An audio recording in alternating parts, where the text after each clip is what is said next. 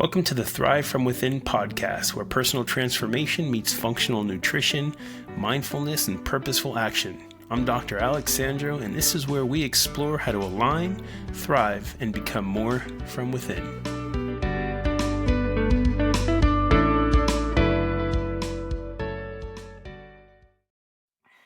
And we are back, and thanks for joining me today. A little bit of a sidestep. My intentional plan was a different session than I'm actually recording for this. And this is a spur of the moment kind of audible, I'll call it. And it's very interesting. I will just give you a very quick background. So it was really inspired by none other than my youngest daughter. So we're sitting around Friday night watching a movie together. And all of a sudden she says, "Hey, Daddy, tomorrow can we do that writing exercise we used to do?" And I said, "Yeah, that's fine. We can totally do that." So all that said, I'll give you a quick flashback into this writing story and where this comes from, because we're really going to dive into how writing has the potential to not only one, promote a different state of mental health so that you can show up differently in your day-to-day living physically, but also some of the chemistry even behind that. And really, it touches on so many things that over the years I have pulled together and made part of my daily, weekly, and life's work. In that, handful of years ago, we're sitting around and I decide that, you know what? I really want my kids, as they get older, to appreciate writing and all that it can do. Go ahead and promote their health, their mental health. It gives them an outlet. It gives them a clear space. It, in some level, in my world at least, for sure, it has really focused and functioned as my own mental health counselor, if you will. And I said, hey, I really want these guys to be able to utilize that and participate and know that they have tools from within that they can lean on. And if they learn how to use them on a regular basis, my thought was it creates a totally different human being. So the exercise was, let's come up with a photograph. We each had to pick a photograph throughout the week. It could have come from a magazine. It could have come from a self-mailer, like any of these product catalogs. It could have even been something that they saw online, but they had to come up with a photograph, some kind of an image that they enjoyed, or at least made them think about something or whatever it was going to be. Now, the other side of that was you couldn't share your photograph with anyone else until the day we did the writing. So it was kind of a secret. And then we show up on the weekend usually, and we sit down, and one by one, we each go. They put up their image or their photograph, their picture, whatever it was. We set a 5-minute timer. And in that 5-minute window, everybody has to write based on the image in front of them. It could have been a story. It could have been a reflection. It could be something that picture makes you think about, whatever it was going to be. But you had a 5-minute timer and everybody writes. And then at the end of that, then we go around, everybody reads what they wrote, and we go to the next picture. So fast forward, here we are. Friday night, Jade throws this out there. I say, hey, that sounds totally great to me. Let's do that. So Saturday morning, we say, okay, let's go ahead and do the writing. Addison decides that she's not going to participate. So it's just Jade and I. And Jade finds this image. It's basically like this snowy cabin, right? And there's this giant lake in front of it. And there's a bridge that crosses to this cabin. The cabin is in the middle of nowhere, but surrounded by these super beautiful, large mountains, snow-capped. I mean, it's picturesque. So this is Jade's image that she chooses. And sure enough, she's all pumped. She sets the timer and off to the races we go. And what came from that is what I want to use as really the baseline to share with you guys this week at practice that I honestly think can radically change your life in so many different ways. So not to leave you hanging, my 12-year-old ends up writing this absolutely freaking amazing short little piece. She got so into it and it was so good that after we both read what we wrote, she said, "Can we do another 5-minute round?" I said, okay, fine. I wouldn't be surprised if she continues to write and complete this story, frankly, because I mean, it was literally that good. And that forced me to have kind of my own reflection. Number one, I think the thing that I want to share is it's For me, it was a little bit of a reminder of the power of guiding our kids into meaningful practices that feel fun and laying down this appreciation that they can grow into and utilize something so that by the time they're 30, 40, 50 years old, writing, it's not this, oh my gosh, no, I don't like it. I don't want to do it. They've cultivated this entirely different mentality about how to use writing. And that's something that was super important, as I already shared with you guys. But the other thing that came from that was committing to this a short while ago was really just planting seeds so they have an opportunity to shape their future radically different in their families, future generations. And it's really become almost like a ritual, is deeply ingrained ritual for us that I suspect that we will go on to do for generations, decades to come, as well as potential generations. Like I look forward to the day where my daughters grab their kids and they sit down with grandpa at the table and they're like, everybody grab your picture. What a cool event. So let's fast forward into what I refer to as the power of reflection. I write on this quite a bit. It's actually an entire chapter in an upcoming book that I'm working on. And for me, writing, when I got into writing, it radically shifted my mental health, my daily health. It gave me different insights, gave me different perspective. It gave me an outlet to do something I refer to these days as empty out. See, I think what we end up running into on a day-to-day basis is that so many of us end up taking on more crap through the day. This task, that task. I'm looking at my desk right now and I've got a journal that I keep open all the time. I have a daily index card that's over here. I have a weekly index card that's up here. I've got my second brain system running. So there's all these different places that we capture ideas and content. And writing for me really gave me the space to just dump as much as I can out of conscious thought so that I can create the space and the bandwidth to take on new stuff for the day or throughout the day. This activity is a form of something known as free writing. Maybe it's like my first experience with it, maybe it's not, but all of a sudden somebody throws out a question and you think to yourself, okay, well, this is kind of be cool. I guess I'll play this game. And you sit there and for the first like 30 to 40 seconds, you're looking at a blank page going, what the heck am I going to put on here? I'm not sure what I want to write about. And that's the whole point.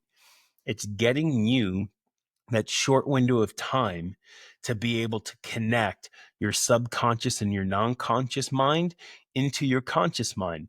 Because the way that that works is that so much of what we experience day in, day out, it actually resides in our non-conscious mind. And we only have the ability to bring that to higher level where we can actually act on some of these things when we pull it out of the non-conscious mind. And we do that through the bridge that's known as the subconscious mind. And writing is a great way to do that. And free writing is an even better way. For me, it became this thing where now it's almost a guttural reaction.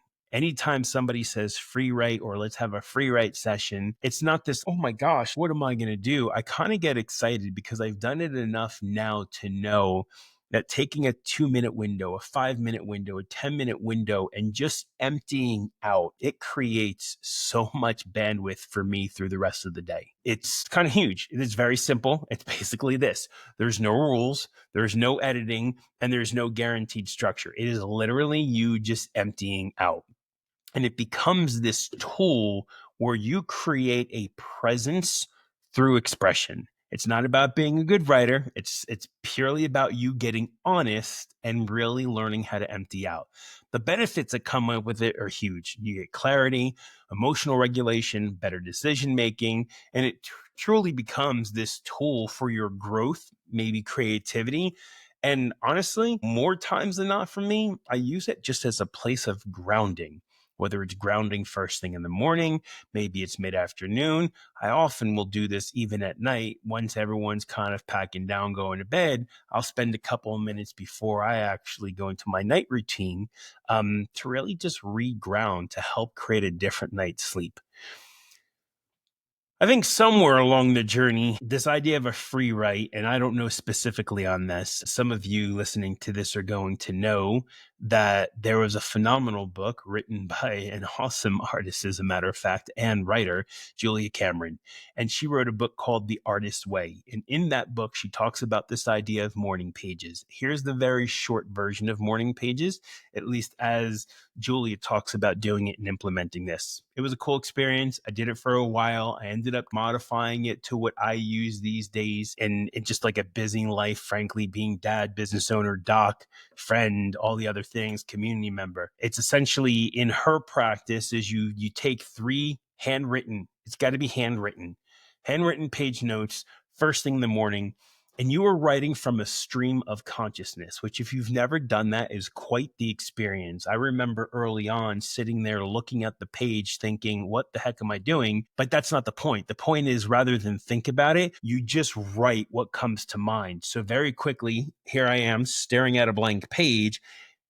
It shifts to me writing. I'm not sure. I'm staring at a blank page. I don't know what I'm going to put down. And that's writing in stream of consciousness. And now as these different thoughts, these different feelings, these different reflections come up, you're not sitting with them. You're not doing the, mental fornication, I'll call it, of figuring out, well, what does this thought mean? And what does that thought mean? And I don't know, does this part even make, you're not playing any of that game. It is literally as something comes in, you get it out. Something comes in, you get it out. It is you dumping everything that's going around in these 3 pages. There's nothing more to it than that. Now, here's the caveat.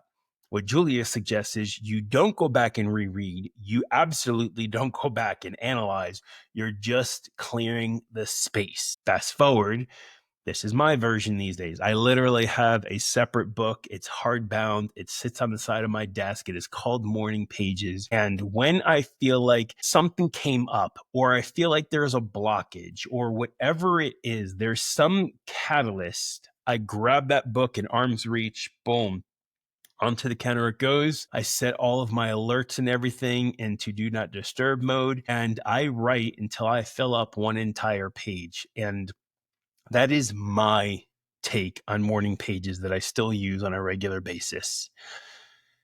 The ideas that have come up and have been kind of spawned from these events, these business pivots that have taken grip and have allowed me to go on to do other things, the emotional breakthrough, and I would say the emotional cleaning that takes place in me writing these morning pages truly allowed me to deal with some ego stuff. Some people refer to that as shadow work, because it brings things to the surface non-consciously and it makes you consciously aware.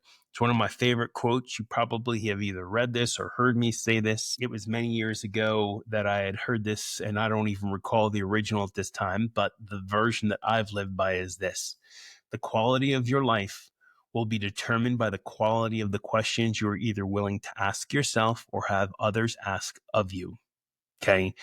That is becoming conscious. There's many people in the limelight that talk about this state of consciousness and how that really is the thing that creates the gap. It's the thing that creates the healing space, because step number 1, as most of you know, is you just have to recognize whatever it is that you need to begin with. For me, that is the consciousness, at least. It created this deeper connection. When you become more conscious, you literally start to build a deeper connection with your intuition. Maybe I'll speak a little bit more on this in a future episode. For me, it's a space that I've been playing with a lot over the past couple months, is this battle between ego and intuition. And as you get into the energy work, and I think that as we're moving into, midway of 2025, and then we're going to move on to the tail end of that, more and more people are starting to understand or hear this idea of like, listen to your intuition, tap into your intuition. For me, the battle that takes place is intuition and ego. I think that you can't be one and the other. You have to be one or the other. And there's a whole world to get into that space. All that said, writing in this particular way, it helps me get more into intuition And it helps me get away from ego and get away from shadow and all of these things. When I say get away, I'm not speaking of pretend like it doesn't exist. It's not what I'm saying at all. But it allows me to challenge these things that come up, and I just get curious. It's that beginner's mind that so many people talk about. It's coming from that place of curiosity, but the curiosity is within you. It is being curious about yourself. Why did I have that thought? Why do I feel this way? Why do I act that way? Why do I think this matters this way? These are the kinds of things that for me come up. It is a place of internal reflection that I can then bring to surface and not dwell on. But again, the driving motivation is really coming from this place of curiosity. So that is how I end up using the writing stuff on a daily basis for the most part. There are some days that I'll get a little bit deeper. There are some days that I grab the morning pages book and I really just unpack something that, frankly, maybe I will go on for a 20-minute writing session. I don't know. I just kind of my commitment is to making sure that I write something on a regular basis. All that said, let's tie in some health behind this now, because I think a lot of us have either already started this practice and you already have all of these breakthroughs that have taken place, or maybe some of you actually have heard people or know people who've done this. Maybe you're curious about it yourself and you're wondering, does this really make any difference? And there's a couple of things that we know now that writing has impacted. How does your thought impact your mental health, which eventually leads over into your physical health? And we're just going to run through a couple things. So one, writing actually impacts cortisol regulation. Now, a lot of us have heard about cortisol. We know the good things, the bad things. More of us probably know more for the bad things in our lives these days. But there are studies that show that expressive writing specifically, and Andrew Huberman did a great podcast on this, but expressive writing specifically has actually been shown to reduce cortisol output. So lower stress, and then you end up with this lower inflammatory load. And inflammation is something that we all end up dealing with in some capacity these days, whether it's the foods we're eating, whether it's the environmental toxins we're exposed to. But on some level, we all end up having exposure to inflammation on a regular basis. It impacts us differently depending upon what your genomics are, but we are all exposed to that on a regular basis. And writing can go ahead and impact your inflammatory load just through cortisol regulation. Another one is dopamine release. We all have heard about dopamine, and especially the doom scrolling and all the social media and how that's basically these artificial dopamine hits. Well, where writing comes in is it activates the brain's reward system, which is dopamine. And especially when we tie it to storytelling or some kind of gratitude. Okay. That's the piece that I guess I left out in our writing activity that I do with the kids, is that for me, it has really been maybe the single most thing that has helped me focus in on having gratitude and being gratitude for the life that I've created, the life that I am going to create, and the life that I'm living in the moment. So gratitude is a huge piece of this practice. The dopamine release actually, it boosts motivation, boosts optimism, and also creative flow. Even if you don't consider yourself a creative, in some capacity, we were all born to be creative, and we are just figuring out how do we experience and express our creativity. Writing also impacts the prefrontal cortex and the prefrontal activation areas. It stimulates the executive brain, essentially, and it helps regulate an area called the limbic response, which, what does that mean? That basically allows you to think clearer, stronger, and create these emotional boundaries. Boundaries is a term that many of us have heard. And unfortunately, is the way that we often do in this country, we kind of take a word and we create this facade around it. And boundary for a lot of people means I'm going to put up a brick wall. That is not how I'm using boundary. I don't think that that's a healthy boundary to begin with. My favorite definition that I ever heard was somebody who'd shared with me, knowing what your boundaries are is nothing more than knowing where you end and somewhere else begins. So when we talk about this idea of creating emotional boundaries, going back to some of the things I've already shared here, it allows you to get more in touch with yourself. This way, you know where your thoughts are. This way, you know where your beliefs are. And that knowing is the thing that allows you to determine, hey, I'm glad you shared that, but that's not where my thought is. Okay. So it creates this emotional boundary as well. Tying this all in to my favorite space, as most of you, if not all of you know, is really minerals. And in the mineral space, chronic stress depletes magnesium. We've all heard magnesium. You've heard me talk about magnesium. The interesting thing about magnesium, on top of the fact that it's involved with 300 to 500 different chemical reactions that take place in the body all day, every day long, is actually the fact that stress in and of itself is a massive depleter of magnesium. So writing comes in where we get into that emptying out process, and that in and of itself reduces stress, which means that we're not burning through magnesium as much as we typically would. You could say the same thing about potassium. You could say the same thing about zinc. These are all cofactors for these things that we all know as neurotransmitters. And more importantly, it's actually they're cofactors for neurotransmitter synthesis, which is like crazy important. Okay.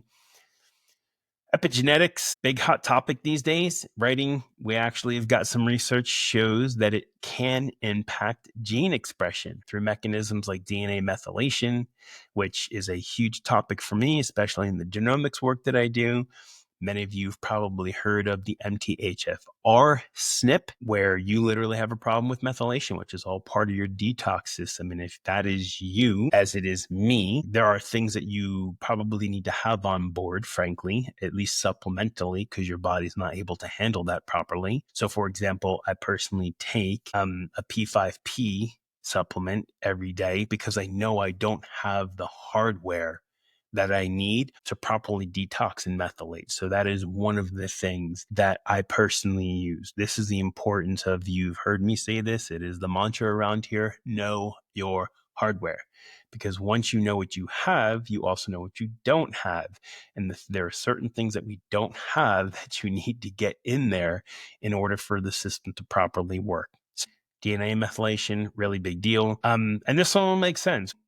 Epigenetically speaking, specifically here, is that writing lowers stress. It improves the expression of your genes, which are tied to resilience, tied to repair, tied to emotional regulation, like massive, massive impact. And now we know that we actually pass that genetic material into next generation. So literally there's research being done out there now showing how writing can impact your next of kin. All that said, it's not just a therapeutic thing. It literally becomes a biochemical hygiene piece. So hopefully you gained something out of that, or at least sparked curiosity in how can you start to tap into and play with some of the writing pieces out there to start creating a different mental health. And I want to throw this out there. Essentially, I want to throw out a 7-day challenge. And the 7-day challenge will end up being choose a consistent time each day. Typically in the morning is going to work best, but if for whatever reason your schedule doesn't allow for that, pick a time that does work well for you. I generally like to empty out first thing in the morning, but as I alluded to in the beginning of this episode, there are plenty of times that I also feel like I need to do that at the end of the night. That usually means I do it twice a day. I don't really trade one for the other. My empty out is usually in the morning because I like to start on a clean slate. You're going to set a timer and you choose. That timer can be 2 minutes. It can be 3 minutes, 5 minutes, 10 minutes. You choose what you think is going to work. And it might be a little trial and error. Maybe on day one, you set a 2-minute timer and you realize, wow, I kind of got into that. I was a little bit of a groove. I think I'm going to be consistent with 5 minutes. And great. Then you set a timer for 5 minutes. But in that 5-minute window that you have now chosen, this is when I'm going to commit to doing this in terms of time of day. Now you're going to free write. You're going to empty out. There's no prompts. There's no rules. There's no editing. There's nothing. Even if you get stuck, you just write, I don't know what to write, until you feel the shift. And something will shift. You will have a thought that comes up that you start to write on. Don't read anything that you've written in that 7-day window. That's kind of key. You're not going back to dissect this thing. You're not doing some deep reflection on this. You are literally using this as a space to empty out. After the 7 days, if you want to go back and reflect, man, go for it. Knock yourself out. But in that 7-day window, your goal is purely to just empty out. It's to create and clear out kind of the emotional static, we'll call it. It's teaching yourself how to be disciplined in the practice of being present for that one time in your day over the next 7 days. It's really you learning how to uncover some of the unconsciousness and bring that to the surface. Again, remember, it is through consciousness that you create clarity. And I would tell you even more so, it is through consciousness that you create the freedom of choice.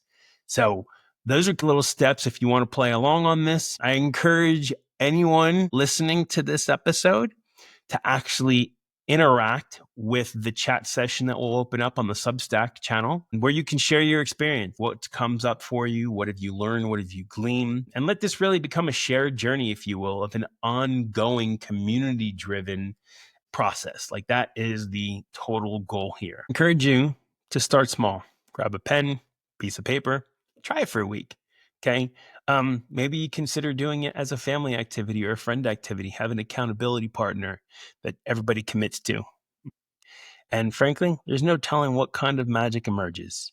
Okay. I invite you to come along for the journey, see what happens. If you are already deep down that path, then I would invite you to then join me on the 30-day Becoming More Daily program, which I will leave access to in show notes. It is a free 30-day writing prompt guide for you really to tap into some of the deeper pieces of who you are and the experiences that you've created. Until next time, thrive from within.